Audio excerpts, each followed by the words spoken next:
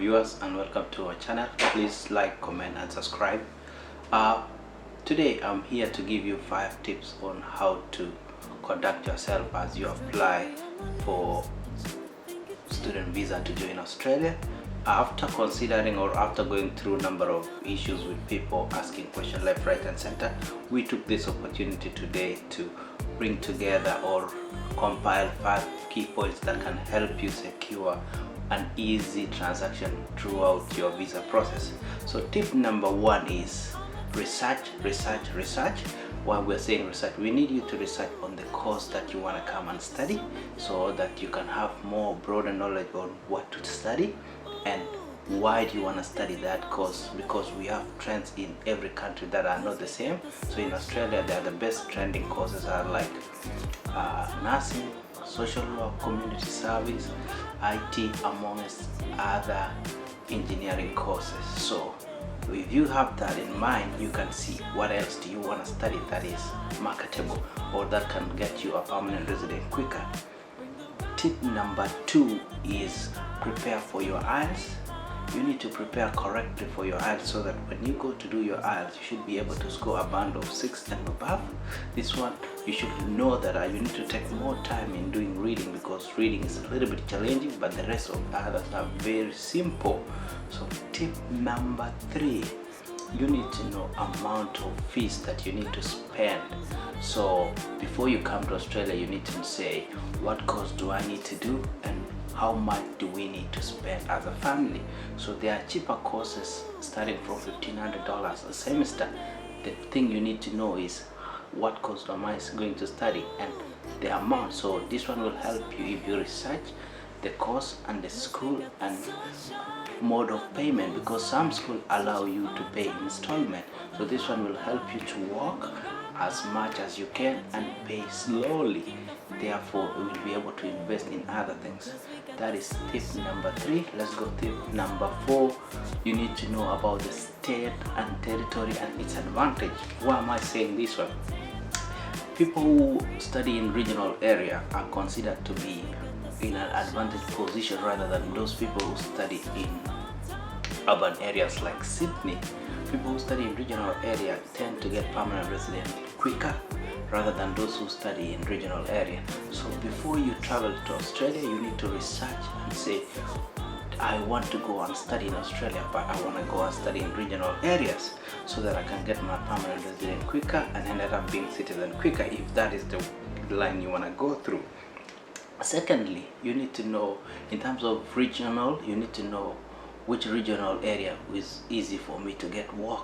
This one can only happen if you have connection with people who are already in Australia, therefore they can be able to guide you. What am I saying? You need to communicate, talk to each other, try to find out information so that it can be helpful to you. Tip number 4 is have communication with people in each state so that you can be able to know which state is easier for you. Like, why am I saying this? There are some states whereby it's so hard to travel, and like NT, you need to travel by bus because they don't have train. So that one will derail you when you are conducting yourself or moving from one place to another. Or if you want to go still to the same state, before you travel here, you can say, oh, let me do my budgeting so that I can buy a small car, if that can enable me to move from one place to another. So those are factors you need to know. Another tip is have more than one educational agent. For you to have one more than educational agent is so good that it can give you a platform to get to know and get to compare different prices. So what you need to do is go get each agent and tell them to give you their breakdown.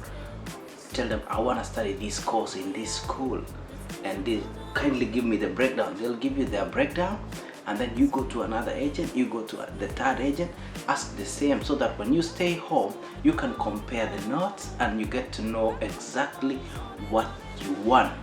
This one also, you need to follow up with those people who are living in diaspora so that they can guide you and tell you, oh, this is the agent we've been using before. It will be so important so that you don't fall into scam and ended up not achieving your dream. Tip number 5 is don't hide your documents. What do I mean?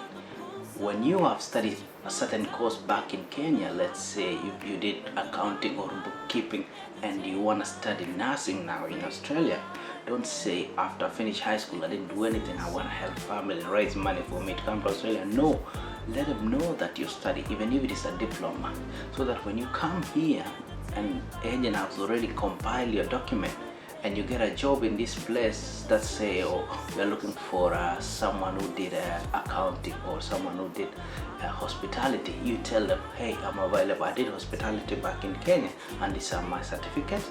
So what they will do, they'll take to skill assess and they will realize that whatever you did in Kenya, if they match to what you did in here, what's been done in here in Australia, they consider it as competent and they can consider it as qualified. That's an easy way of getting permanent, applying for permanent residence instead of still studying. So it's very, very important. Don't let people lie to you like don't show your document. Lastly is that you need to have thorough research, and despite all having thorough research, you also need to be properly planned, time oriented, and always plan yourself. That's it for today, viewers. We look forward to chatting to you more and sharing more of the stories. Thank you. Bye.